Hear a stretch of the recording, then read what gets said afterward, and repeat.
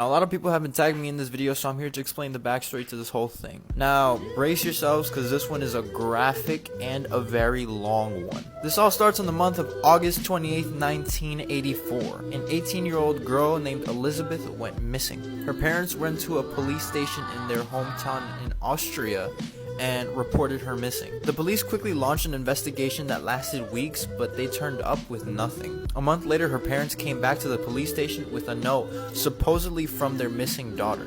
It said that she had ran away from home, and if she ever found out that they were trying to find her, she would just flee the country. Police really didn't believe that the note came from Elizabeth herself, so they launched an investigation and found out some creepy stuff about their family. They found out that this wasn't the first time Elizabeth has ran away from home, and that Elizabeth's father, Joseph, was very abusive towards his family, especially Elizabeth. They both would get into really loud arguments and would also have a bad, toxic relationship with each other. So much that Joseph would end up beating her a lot. The police thought that Elizabeth's case was more like a family issue and they eventually closed it. But that's not where the story ends. 24 years later, her case was immediately opened. This was because on April 19, 2008, a 19-year-old girl would be rushed to the hospital. She was pale and her skin was almost transparent. While she was in treatment, doctors were trying to search up her information on the computers and things like that if she had any previous medical issues. But they came up with nothing.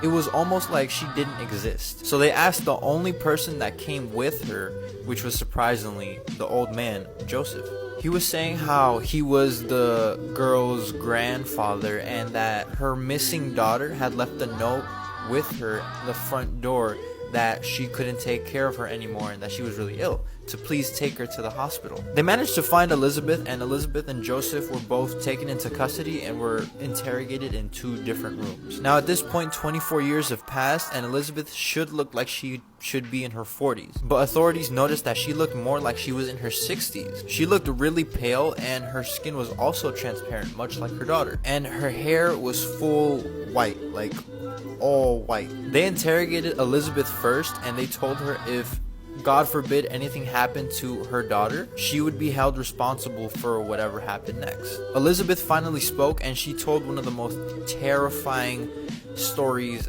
anyone has ever heard. Her story starts back when she went missing. She says that her father called her down to the basement to help him build the bomb shelter that he had been working on for 6 years. Now, building bomb shelters in your own house was pretty normal during that time because it was during the Cold War. She had just finished help put the door up when all of a sudden her father put a rag over her face and knocked her unconscious. She woke up moments after, handcuffed to a bed in this prison-like place. The bomb shelter in reality was a basement prison. It was soundproof and it was really crammed to the point where you can't even stand up straight. This prison was heavily monitored and it can only be accessed by a keypad. Only Joseph knew the code to. And the only way Elizabeth was getting out was if her father let her out. For 5 years, she was down there handcuffed, and the only outside world contact she had was with her father. And her father would come down every night to bring her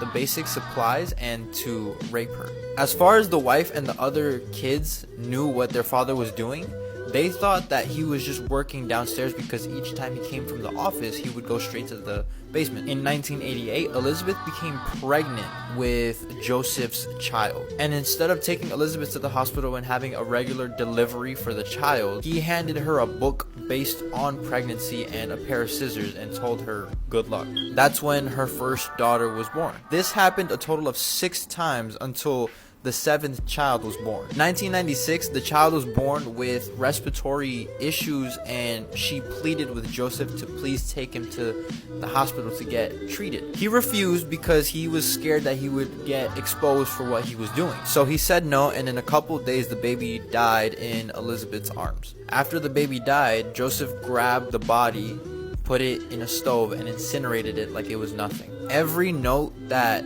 Joseph claimed that she left was staged. She was forced into writing each note and making it look like she wrote it herself.